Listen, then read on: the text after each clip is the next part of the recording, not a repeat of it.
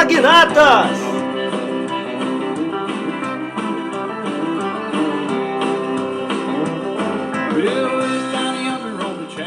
Charles Morris.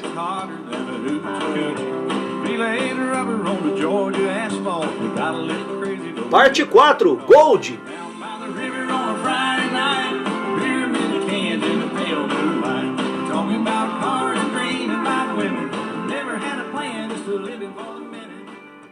Inúmeras foram as injúrias que caíram sobre as cabeças dos barões ladrões, especialmente sobre Rockefeller. Mas nenhum deles tinha uma reputação pior do que a de Jay Gould.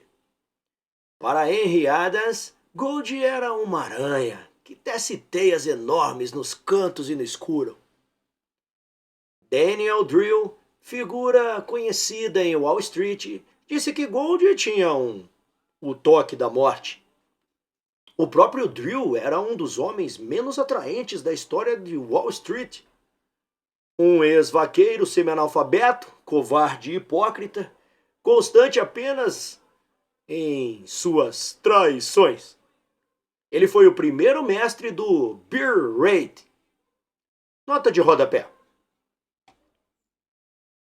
Bear Raid. Ação combinada de vendedores a descoberto que vendem títulos para entrega futura sem possuí-los, forçando baixa em suas cotações. Os donos desses papéis, acreditando ser movimento de baixa verdadeira, apressam-se em vender, o que provoca queda. Os que venderam a descoberto aproveitam para comprar a preço baixo. Fim da nota de rodapé. Ele foi o primeiro mestre do Bear Raid, atacando as ações de suas próprias empresas e obtendo lucros com a destruição dos outros acionistas, sempre zombando dos padrões fiduciários inconsistentes da época. O ódio de Drill por Gould aumentou ainda mais com as enormes perdas que sofreu, uma vez que foi derrotado por Gould. Morgan, que no início de sua carreira também foi superado por Gould, sempre esteve dividido entre mantê-lo a uma distância segura ou tentar tomar seu negócio. Se a caricatura mefistofélica de Gould era exagerada, havia um fundo de verdade que fez com que ela persistisse. Gould tinha uma das mentes de negócios mais flexíveis de seu tempo, talvez de todos os tempos. Sua carreira coincidiu com a grande era das ferrovias americanas, as primeiras corporações financiadas por investidores e negociadas no mercado em bolsa. A sede das ferrovias por capital era insaciável, e na ausência de padrões para a emissão de papéis ou registros contábeis, seus livros eram tipicamente cobertos com um caos obscuro de registros divergentes.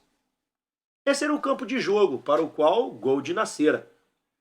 Sua inteligência sutil podia mover-se por toda a fenda e canto das construções financeiras mais intricadas e adivinhar exatamente os pontos de alavancagem, as posições estratégicas que podiam torná-lo, por meio de algumas compras inteligentes, senhor de toda a empresa. Várias vezes, investidores que de nada desconfiavam, em luta para recuperar seus negócios ou reaver seus fundos, viam-se subitamente confrontados pelo espectro de Gould, como se estivesse surgido das trevas, para levar tanto suas empresas quanto seu dinheiro. As ferrovias tornaram-se o centro dos interesses de Gould, desde o início de sua carreira. E, mais que qualquer outro, ele foi responsável pela criação do mapa ferroviário americano, que vigora até hoje.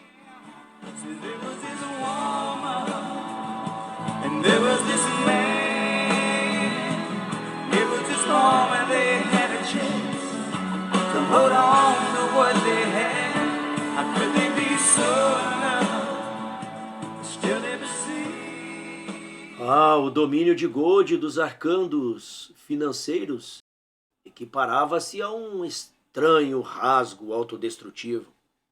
Mais de uma vez, depois que uma série de vitórias o deixaram dono do campo, ele lançou alguma nova depredação, aparentemente sem sentido, que devastou tudo pelo que ele tinha trabalhado. Como se iniciar guerras de ações fosse simplesmente o que ele fazia. Sua reputação de ser um saqueador de suas próprias linhas, entretanto, é menos justa. Se por um lado ele sempre investia menos que o necessário, em suas estradas de ferro, sempre foi financeiramente flexível e, com o passar dos anos, provavelmente botou muito mais dinheiro em suas ferrovias do que tirou. Durante o único e longo período em que foi presidente da Union Pacific, demonstrou ser um administrador de ferrovia acima da média. Era um engenheiro financeiro fantástico. Tinha grande interesse pelos detalhes operacionais e costumava ter estratégias que derrotavam seus concorrentes. Era uma figura nada graciosa. O pai de Gold ficou tão desapontado diante do filho pequeno e esquelético, apresentado por sua esposa depois de 5 meninas, que acabou trocando o trabalho na fazenda por uma loja na cidade, já que Jay, sem dúvida, não era o filho que iria arrancar um meio de vida do solo difícil da região rural do estado de Nova York. Quando adulto, Gold tinha pouco mais de 1,5 m, ainda mais baixo que Carnegie, mas sem sua energia falante. Em vez disso, era uma figura pálida, silenciosa e um pouco curvada. Em tempos de crise, costumava sentar calmamente e em silêncio, e só demonstrava tensão picando papéis em pedacinhos. Seus olhos escuros, normalmente selvagens, a barba negra emaranhada, a sutileza de seus métodos, seu nome, tudo isso aumentava rumores de que ele fosse judeu, apesar de não haver qualquer ancestral judeu conhecido em sua árvore genealógica. Uma ambição incontrolável mais do que compensava a falta de força física de Jay. Ele se virou praticamente sozinho desde os 13 anos, quando seu pai o matriculou em uma escola secundária em uma cidade vizinha e o deixou lá com uma pilha de roupas e 50 centavos. Jay logo arranjou um emprego de meio expediente como guarda-livros autodidata e também demonstrou ser um aluno excelente, com um gosto verdadeiro pela literatura e um texto de estilo surpreendentemente maduro.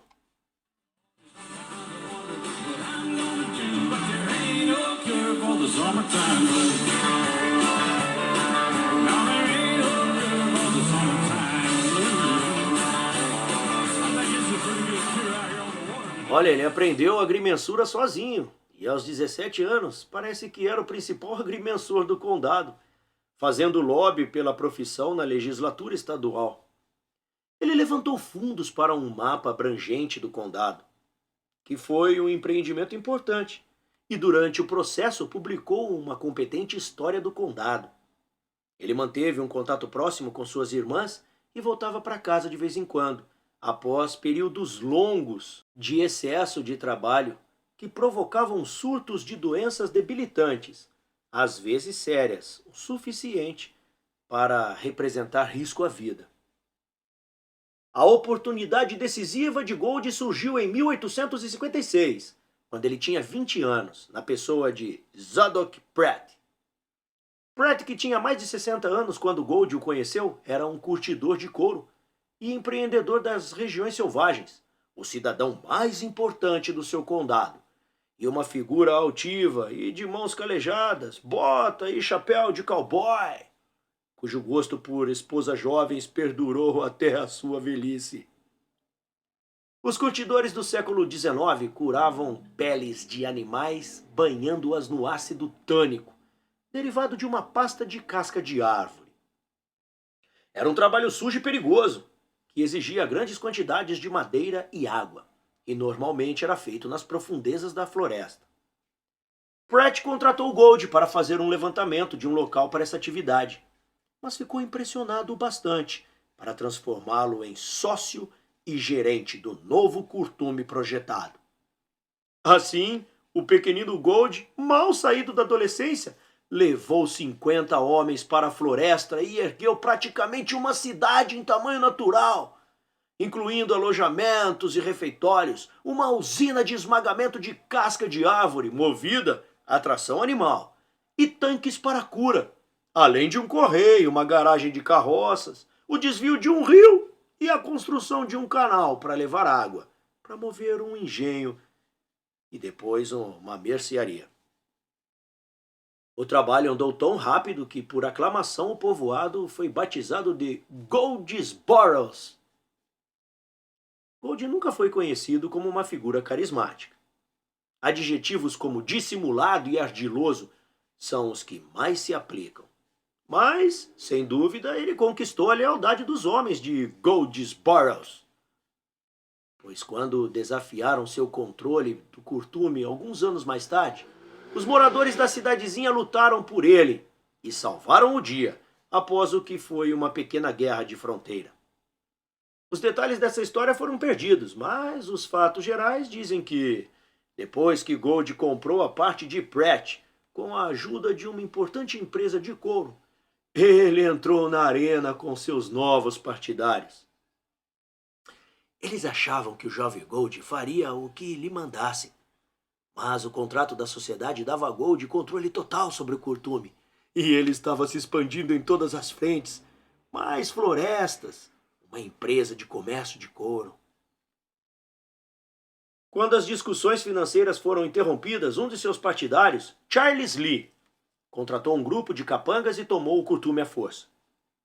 Gold correu até a cidade e fez um discurso para uma multidão de uns 200 empregados e moradores que se reuniram espontaneamente. E eles marcharam sob a sua bandeira. Naquela noite, ele liderou um grupo de 50 homens, divididos em duas equipes de assalto, e invadiu o curtume pela frente e pela retaguarda. Houve um tiroteio rápido, mas intenso, antes que os rufiões de Lee dessem o fora. Os homens ficaram feridos, entre eles Lee, que levou uma carga de chumbo grosso na mão. O jornal local, sem dúvida, com uma pontada de ironia, escreveu, abre aspas, Guerra civil no comércio de couro, guerra na Itália eclipsada, grande luta em Goldsboro, General Gold sai vitorioso e o delegado Lee prisioneiro de guerra. Fecha aspas.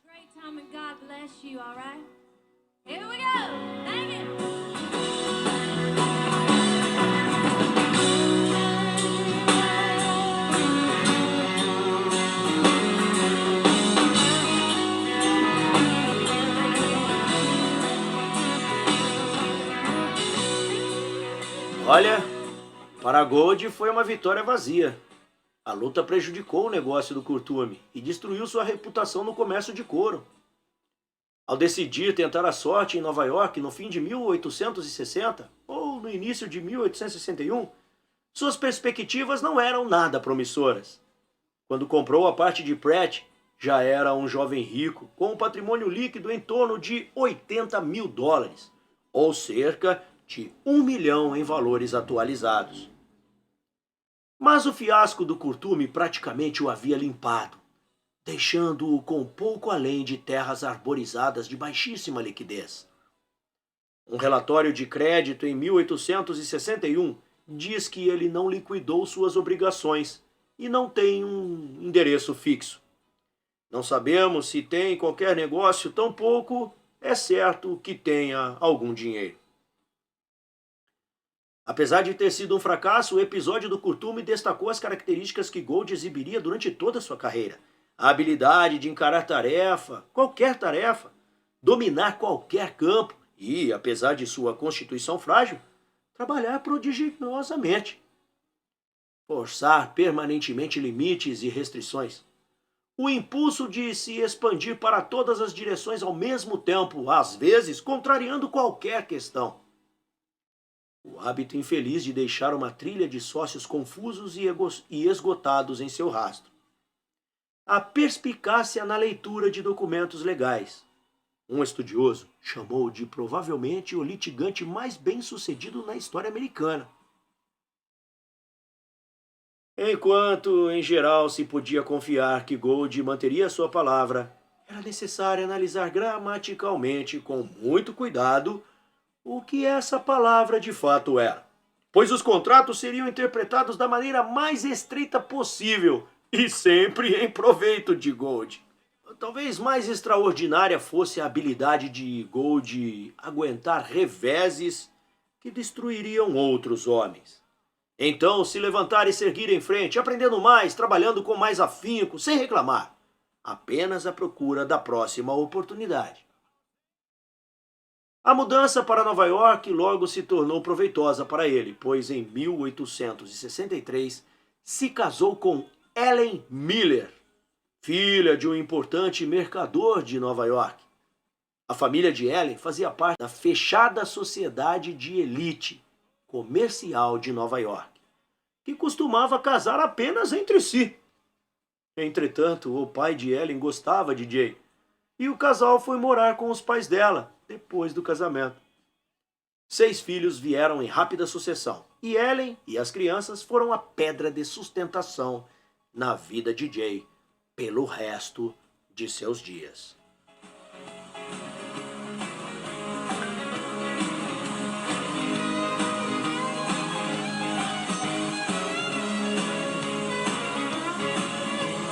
Bartender asked me, say, son, what'll it be? I want a shot of that redhead yonder looking at me. The dance floor's hopping and it's hotter than the 4th of July. De maneira igualmente fortuita, o fim de seu negócio com couro em 1861 apresentou Gold às ferrovias. Um de seus outros sócios do couro tinha $50.000 em obrigações hipotecárias de uma pequena ferrovia na região de Lake Champlain, em Nova York. A linha estava com problemas e, com a quebra do mercado, logo após o início da guerra, os títulos tinham caído para 10 centavos por dólar. Gold deve ter usado todo o dinheiro que lhe sobrara, mas ele os comprou e adquiriu o controle efetivo da linha. Temos apenas seu breve relato para confirmar que gastou a maior parte de seus primeiros 5 anos em Nova York cuidando da linha, até torná-la saudável outra vez. Quando houve uma fusão com uma linha maior, poucos anos depois, seus títulos eram vendidos pelo par e as ações que ele comprara pelo caminho tinham se tornado muito valiosas. Ele estava no jogo outra vez, apesar de, na época da morte de Lincoln, seu nome ser praticamente desconhecido em Wall Street. We knew it from the start. I see it in your eyes. You can feel it from my heart. From here on out, Morgan! stay the way we are right now. And share all the love and laughter that a lifetime. Pierpont Morgan já era um banqueiro experiente quando Lincoln morreu. Durante a guerra, ele iniciara e erguera sua própria empresa. Sem dúvida, poucos jovens foram educados com tanto cuidado para assumir uma profissão. Os dois lados de sua família se estabeleceram nos Estados Unidos por volta de 1640, e ele tinha entre seus parentes Aaron Burr, o evangelista Jonathan Edwards.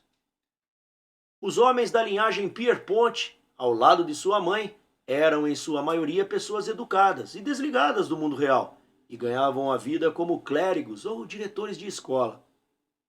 Os Morgans eram de material mais duro. O bisavô de Pierpont, Joseph Morgan, foi um dos principais cidadãos de Hartford e o fundador da seguradora Aetna Insurance Corporation. O primeiro filho de Joseph, Junius, pai de Pierpont, era um importador de tecidos e artigos de armarinho, quando foi recrutado como sócio por um já envelhecido George Peabody, na época o principal banqueiro de investimentos americanos em Londres. Peabody levou Junius e sua família para Londres em 1854 e Junius conseguiu o controle exclusivo do negócio uma década mais tarde, quando o Peabody e Corporation foi formalmente fechado e sucedido pelo J.S. Morgan e Corporation Pierpont. Como seu pai era alto, forte e extrovertido, tinha o instinto de Junius para números e adorava passar as férias escolares no escritório, no counting house, como se chamavam os bancos. Mas ele também tinha um comportamento pouco convencional e que não agradava seu pai. Uma queda pelas mulheres e um apetite pelo risco que às vezes alarmava muito tímido e conservador Junius.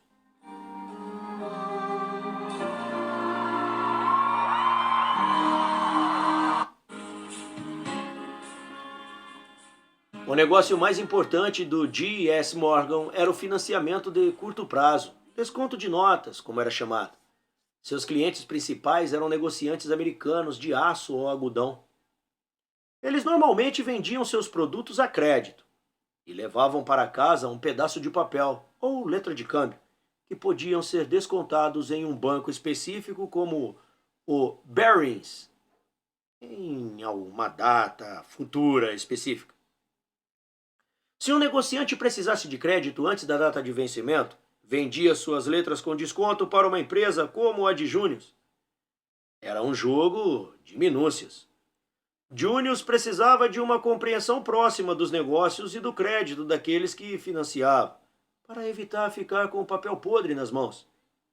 Junius completava sua prática bancária, fornecendo crédito local para seus clientes, quando eles estavam no exterior, e ajudava-os a vender títulos do governo e das ferrovias americanas, apesar de, nessa época, em geral como um subscritor secundário, por trás de um banco europeu maior. Todos tomavam como certo que Pierpont iria assumir a empresa. Depois da mudança para Londres, Pierpont frequentou um colégio interno suíço e, em seguida, a Universidade de Göttingen, para aperfeiçoar seu francês e seu alemão.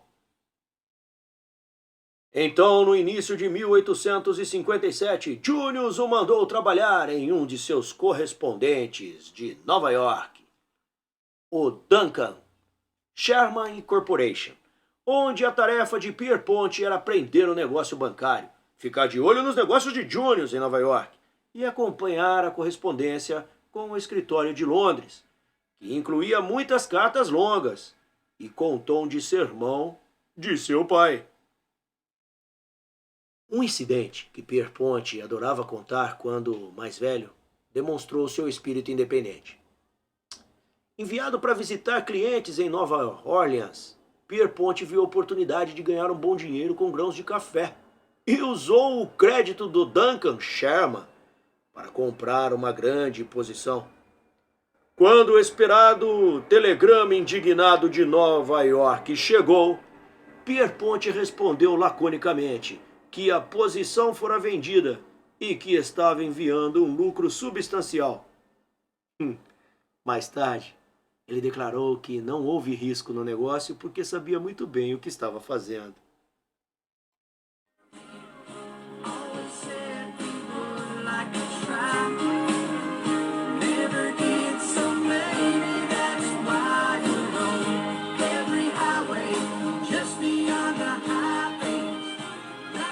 Depois de 2 anos, Pierpont, com apenas 24, abriu sua própria firma e, com a ajuda de referências de Junius, ergueu rapidamente seu negócio. O famoso caso das Carabinas Hall, quase um escândalo na época, lançou sombra sobre seu nome muitos anos mais tarde. Pierpont ganhou honorários altos para financiar uma venda de rifles para o sobrecarregado general John C. Fremont, comandante da União do Oeste. O problema do acordo foi o fato de o governo já possuir os rifles. O arsenal do governo já concordara em vender os rifles antes da guerra a um preço muito atraente, mas o arsenal queria receber em dinheiro. que o comprador não podia levantar. Mas quando a guerra começou, os comandantes de campo estavam desesperados por rifles. E um amigo dos Morgan, de Londres, um homem chamado Simon Stevens, que tinha seus esquemas junto ao governo, assumiu o contrato e fez um acordo com Fremont, a um preço bem elevado. Morgan botou o dinheiro para fechar a compra com o arsenal e enviar os rifles para o oeste. Os lucros de Morgan com a guerra não são particularmente interessantes ou atraentes, já que, como todos os jovens magnatas, ele pagou por um soldado substituto no lugar de se submeter à convocação. Com a fundação do J.S. Morgan Corporation, em 1864, Junius chamou Pierpont de volta aos negócios da família. A firma de Pierpont foi dissolvida e Junius o botou para trabalhar com Charles Dabney, um sócio antigo e experiente da Duncan Shermans, na Dabney Morgan Corporation. Ela era reconhecida por todos como filial nova-iorquina da J.S. Morgan Corporation.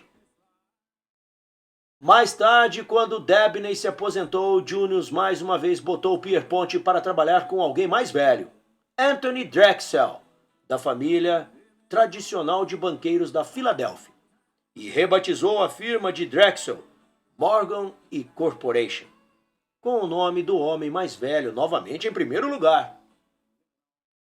Junius podia ter sido menos cuidadoso, pois Pierpont estava claramente bem preparado. Dotado de um intelecto poderoso, grande perspicácia financeira e arrojo pessoal, tinha um número crescente de seguidores em Wall Street e era elogiado pelo serviço de crédito de Dan por conduzir um negócio de primeira classe. Com o passar dos anos, Pierpont tornou-se conhecido por uma certa retidão extremamente decidida, uma espécie de ethos no estilo Coronel Blimp, que se reduzia a um resmungo cheio de desprezo. Cavaleiros pagam suas dívidas. Nota de rodapé.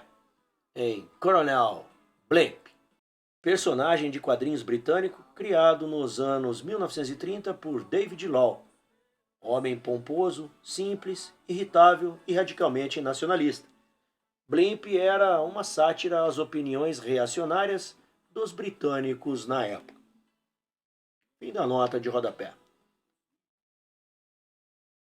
Seu convencionalismo não se estendia à vida pessoal.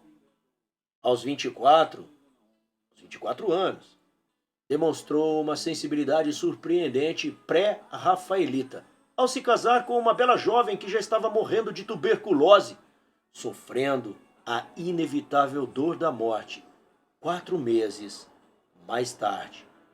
It sounds simple, it's what you're thinking. Love can walk through fire without blinking. It doesn't take much when you get enough living on love. Oh, it doesn't take much. Seu segundo casamento, em 1864, foi uma réplica da do seu pai. Um homem poderoso em um casamento frio com uma esposa neurastênica. Entretanto, diferente de seu pai, Pierpont teve uma sucessão de amantes, as quais ele nunca se incomodou em esconder de colegas ou da família. A genialidade de Morgan era a do disciplinador, não a do criador. Ele foi o último dos grandes banqueiros de investimento dos séculos XVIII e XIX, mais que um pioneiro de um novo regime. Ele fez o que seu pai e outros banqueiros sempre fizeram, mas em pinceladas mais amplas e sobre uma tela maior, aplicando sua inteligência formidável a construções financeiras cada vez mais complexas.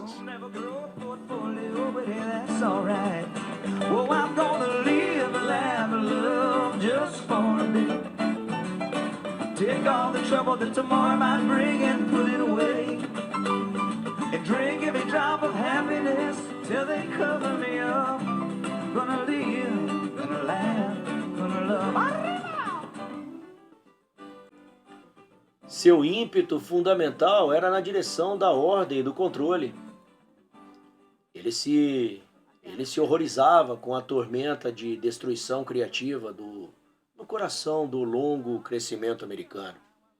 Ele detestava a concorrência amarga e destrutiva, que sempre levava à desmoralização e à ruína.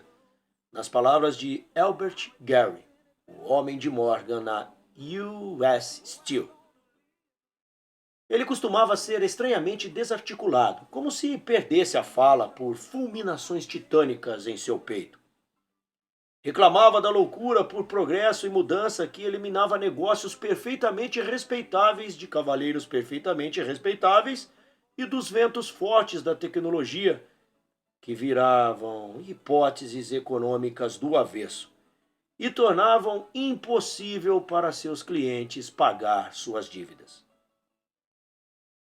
Por 40 anos, foi um dos homens mais bem-sucedidos dos Estados Unidos e impôs sua própria vontade férrea sobre a economia americana, reinando nas competitivas disputas abertas e estabelecendo regras e limites que perduraram por meio século após sua morte.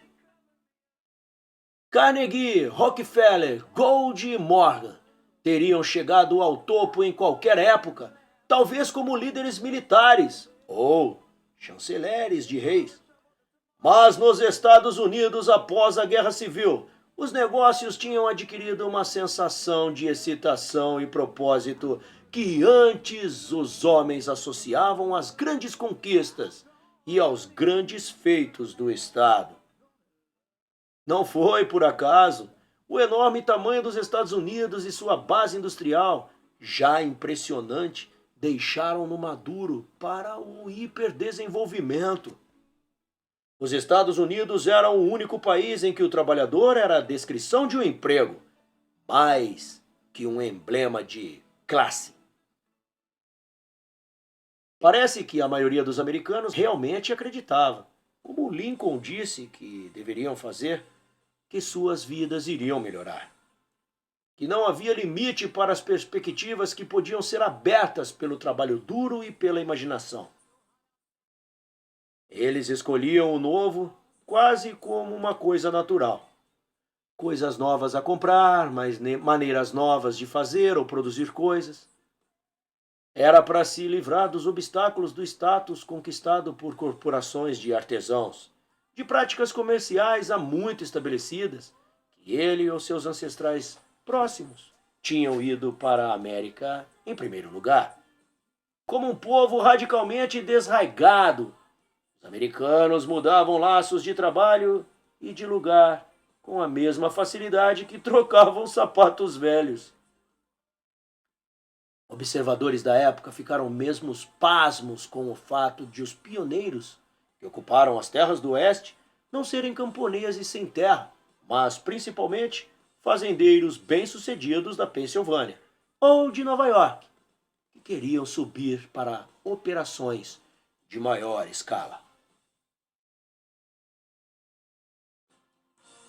O estilo livre americano deixou condições ímpares para um empreendedor ambicioso. Mesmo muito antes da Guerra Civil, alguns ingleses de visão já começavam a ficar alarmados com o radicalismo da inovação americana.